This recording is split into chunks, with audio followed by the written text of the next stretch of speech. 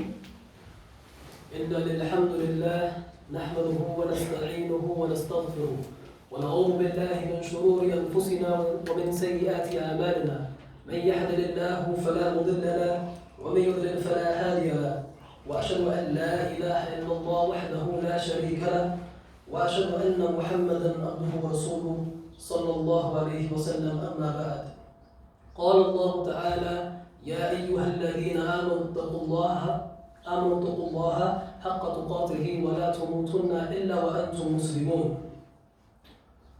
My dear respected brothers and sisters, inshallah today's topic is going to be about the day of Arafah. And of course now we are the last, we're the first 10 days of Dhul Hijjah, and these 10 days they are so important in the Islamic calendar. And in fact they are the most important days of the year, these first 10 days. And in these 10 days, whatever acts of righteousness that you do, Allah is all knowing of it. And He increases the reward in these 10 days. And the best deeds that you can do throughout the whole year are in these 10 days. And why is it that Allah in Surah Fajr, He says, وَالْفَجْرُ وَلَيَالِ الْعَشْرِ He says, by the dawn and the 10 nights.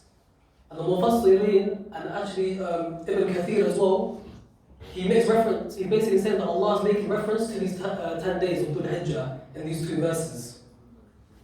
And Allah, He does not swear in the Quran unless it is something significant. So these 10 days of Dhul Hijjah, they are very important in the Islamic calendar. And imagine now these 10 days, we have obviously the 10 nights of Ramadan, and we have the 10 days of Dhul Hijjah. So the 10 nights of Ramadan, they are the best 10 nights. But the 10 days of Dhul Hijjah are the best 10 days of the year. And of course now we are coming towards the end of these 10 days. We have today and tomorrow, and then it's the day of Eid. But the opportunity that we have tomorrow on the day of Arafat, this is what I would like to make the topic of today's khutbah. And I'd like to first explain what is the day of Arafat. Why is it so important for the believer? Why is it the best day that was ever given to mankind? The best day out of the whole year, the day of Arafat is tomorrow. And why has Allah made it so valuable in the eyes of the believer? And so I'd like to put some context behind the day of Arafat and paint the picture of what happened on the day of Arafat. And so now Rasulullah sallallahu alayhi wa sallam, he is now making one of his final khutbahs.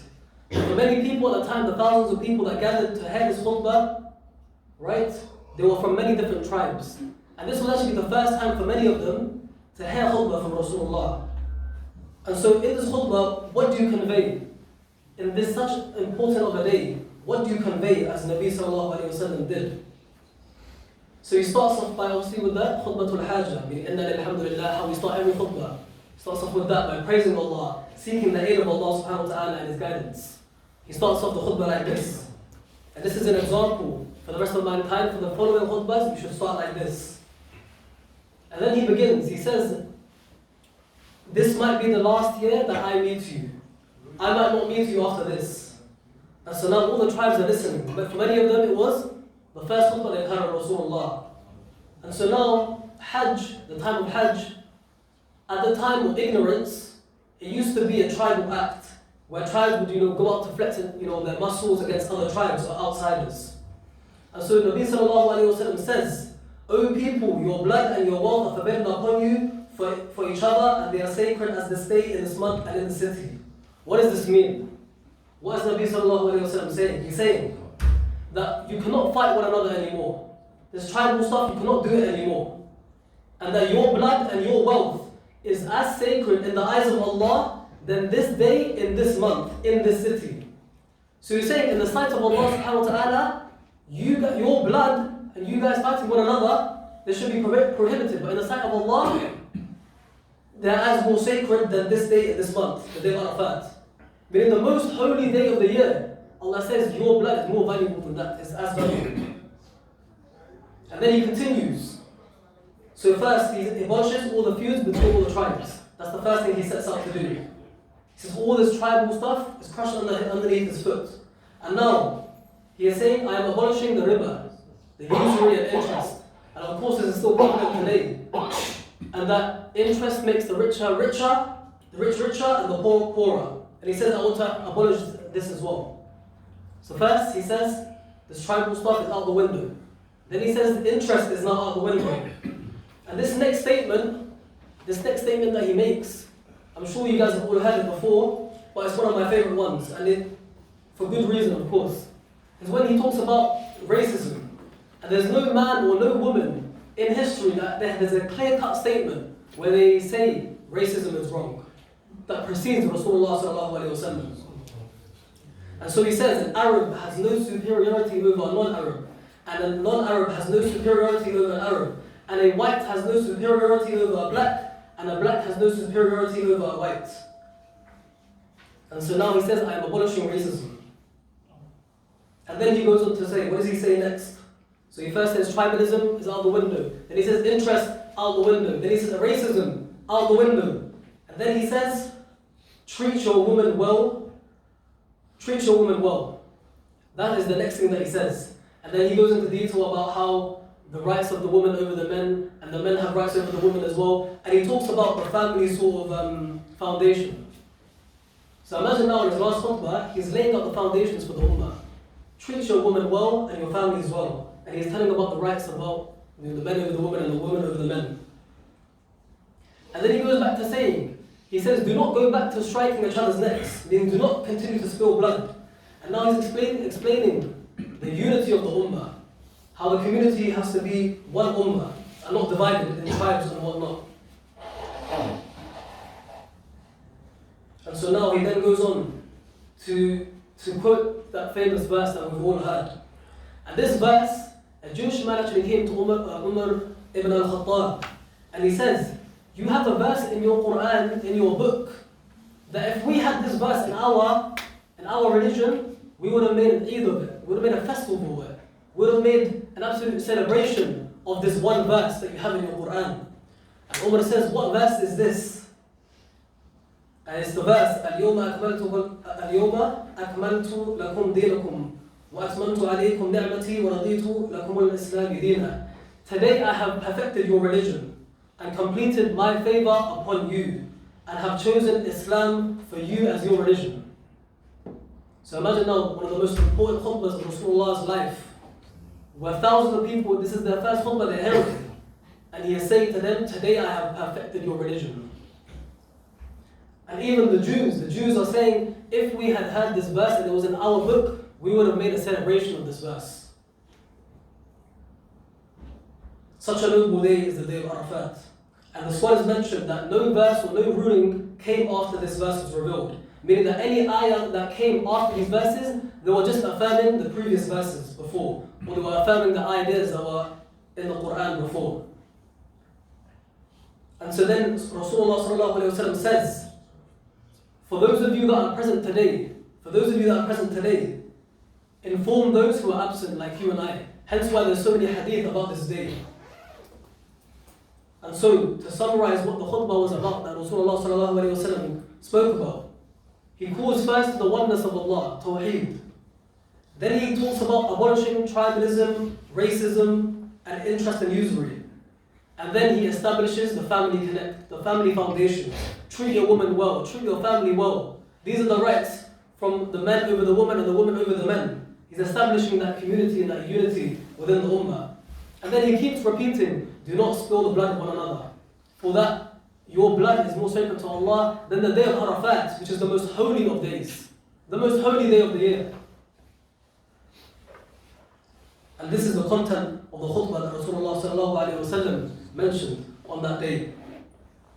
And this next bit, wallah, I find it amazing. Imagine a man who is the best of mankind, the best ever creation, the best teacher, the best father, the best in every single department, right? And he is guaranteed Jannah, the best of the Nabi. And look at the humility of Rasulullah. He is concerned as to whether he has delivered his job as a messenger. And so he says to the people, you're going to be asked about me if I did my job, if I conveyed the message. And we already know Rasulullah, imagine in one of the other surahs, the Sahaba was reciting Quran to him because the Rasulullah liked to listen to the Quran. And when the revelation was revealed, in those ayats, what was said? It was said that you would be a witness against your own people. And Rasulullah, he couldn't listen to this. He said, stop reading, I can't listen to this. Because of his fikr and his, how worried he would be on that day of the judgment, on the day of judgment.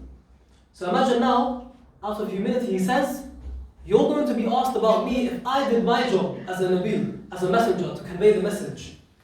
And he says, when you are asked about me, what are you going to say to Allah subhanahu wa ta'ala? And they all reply to him, they say, we bear witness that you have delivered the message, fulfilled the message, and you have always given us sincere counsel and advice. Such is the humility of Rasulullah. He's even asking the people, have they conveyed the message? And then he says to Allah, O Allah, bear witness, O Allah, bear witness. And then after that, what does Rasulullah do? He then prays the Duha prayer and he connects it with his Asr prayer. Why? Because after that, he makes dua up until Maghrib. Imagine, from Dhuhr all the way to Maghrib, and he connects the Duha prayer and the Asr prayer so that his dua does not get interrupted. So imagine, the best of Nabi, the best of creation, he is making dua from Dhuhr up until Maghrib. Imagine that, that connection with Allah. Imagine that dua that he made to Allah subhanahu wa ta'ala. And he is guaranteed Jannah. He is guaranteed Jannah so much so that, imagine Allah has, he says you can intercede for other people. He is guaranteed Jannah and he is making dua from Dhuhr up until Maghrib. So this day, if Nabi sallallahu alayhi wa sallam did that, then for you and I, this day is even bigger than that. For us, we're not even guaranteed Jannah. So we need to remember, brothers and sisters, this day, do not let this opportunity go to waste. Do not let this opportunity go to waste. For it's the most holy day of the year. Astaghfirullah wa alaikum.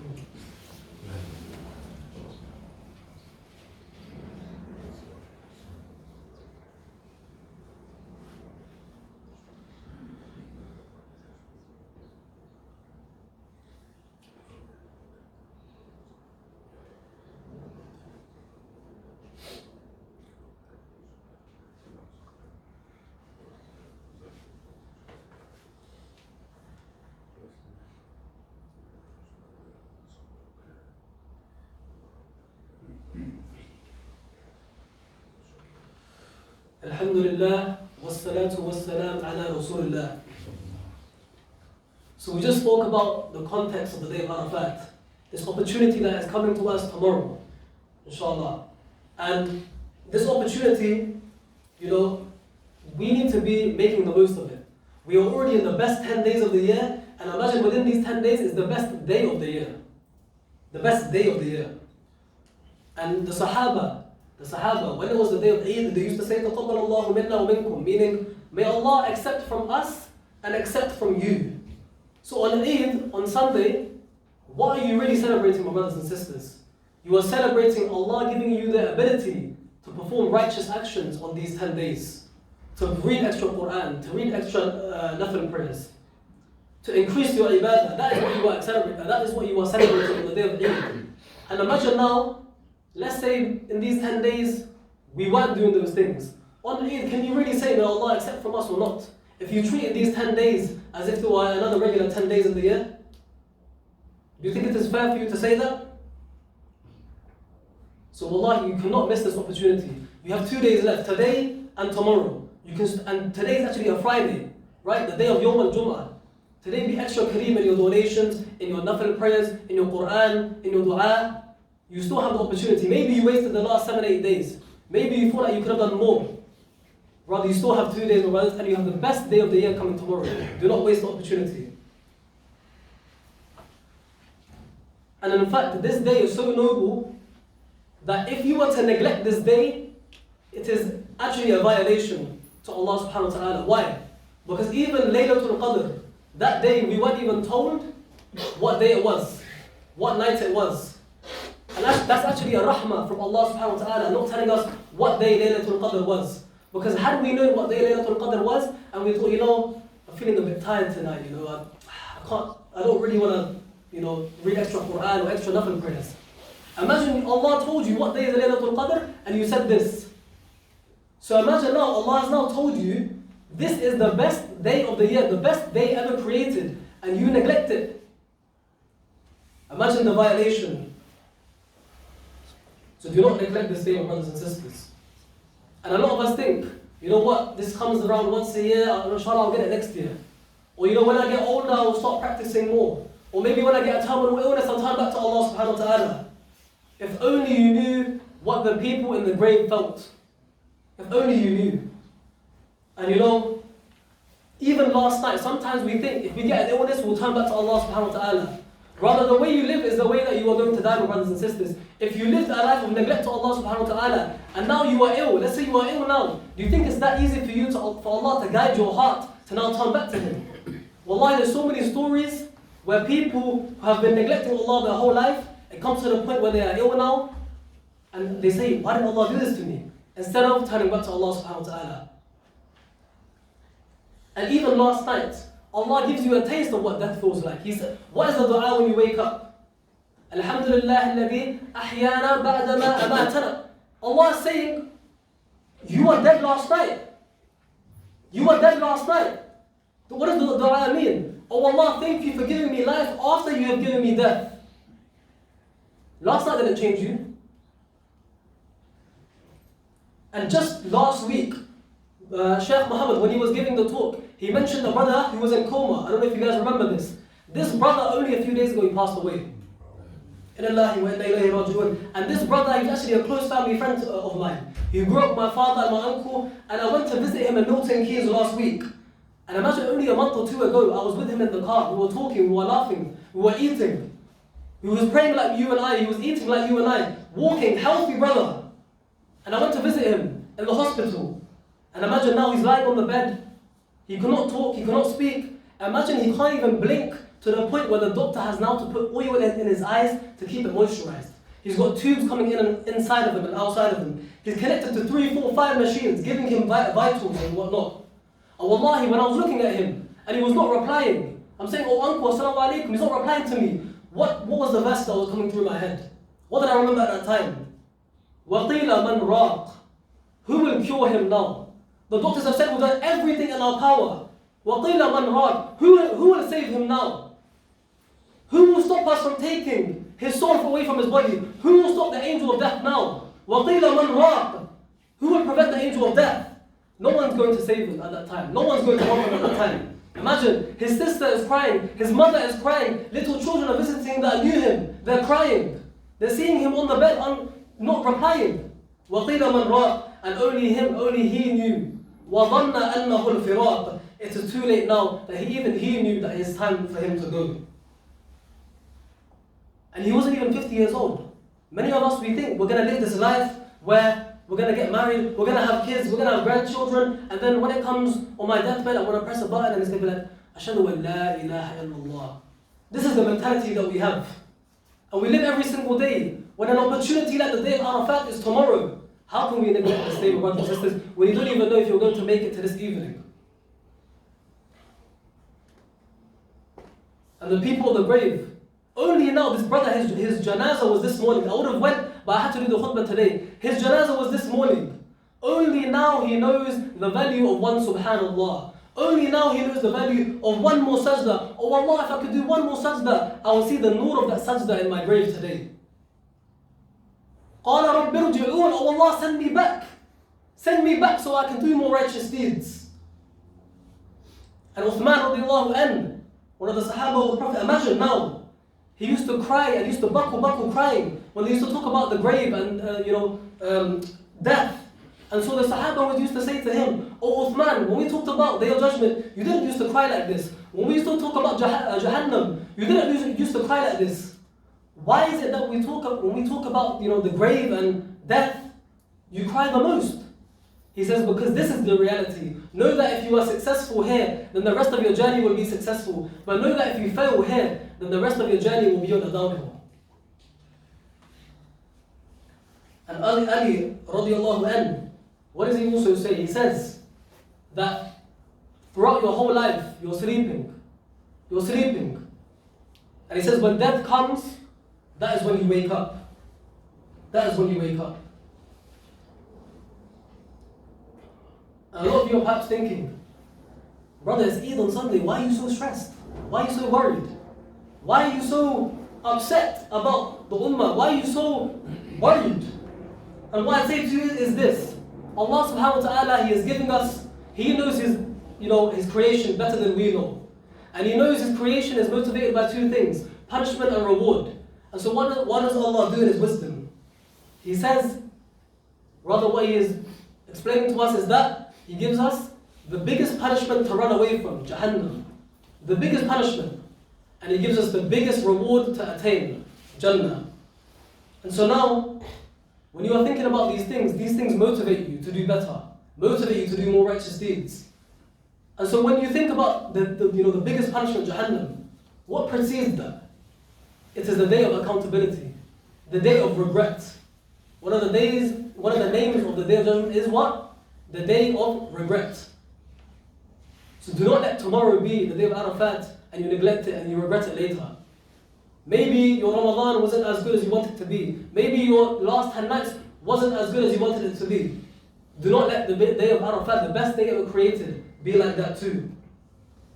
And so to motivate yourselves, is to sometimes some people are more motivated out of fear of Allah subhanahu wa ta'ala. And some are motivated out of the love of Allah subhanahu wa ta'ala. And so I want to remind you of that day. That day, Nabi sallallahu alayhi wa sallam said, the sun will be a mile away from your head. Does this day sound like a pleasant day to you, my brother and my sister? And this day, the sun will be a mile of your head. Nabi sallallahu alayhi wa sallam says, this day people will be drowning. They will be drowning in their own sweat. Some up to their ankles, some up to their knees, some up to their necks. And some will even be drowning in their own sweat. Such is the severity of that day. Does this day sound like a pleasant day? Again, I say to you, my brothers and sisters. Does it sound like fun and games? Does it sound like the dunya? The deception of the dunya? And Rasulullah sallallahu alayhi wa sallam is speaking to his wife, our mother, Aisha radiallahu anha. And imagine he's now saying to Aisha, he's saying to her, you'll be standing on that day, naked, barefooted, and uncircumcised, O Aisha. Isn't it enough for him to say that we're going to be naked on that day? Doesn't that paint the picture for you already? But he says naked, uncircumcised, and barefooted. Why?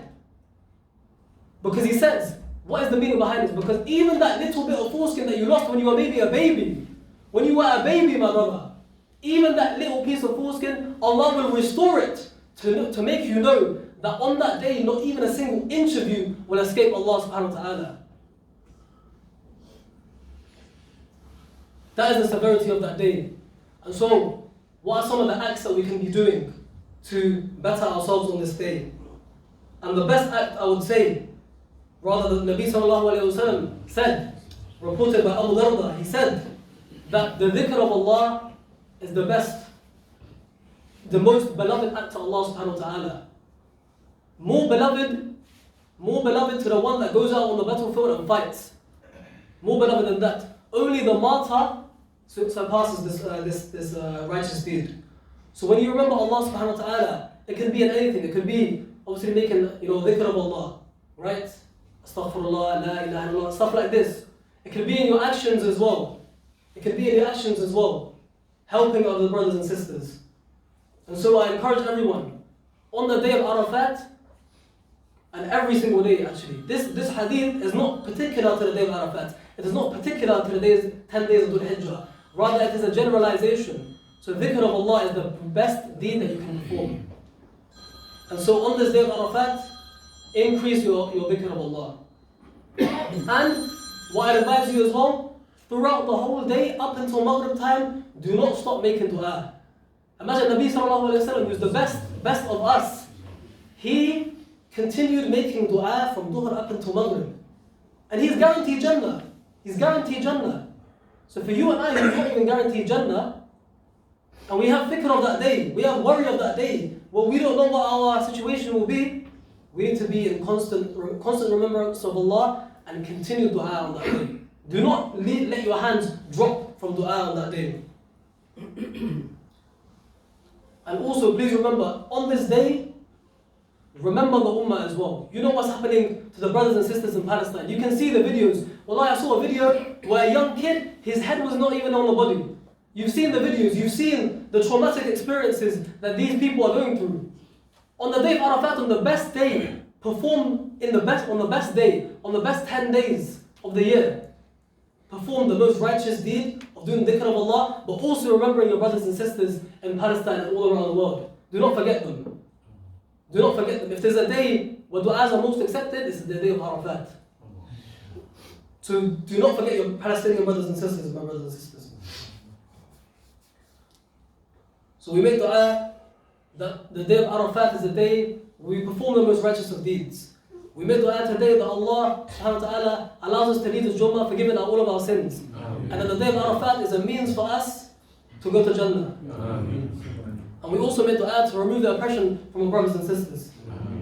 اللهم صل على محمد وعلى ال محمد كما صليت على ابراهيم وعلى ال ابراهيم انك حميد مجيد اللهم بارك على محمد وعلى ال محمد كما باركت على ابراهيم وعلى ال ابراهيم انك حميد مجيد واقم الصلاه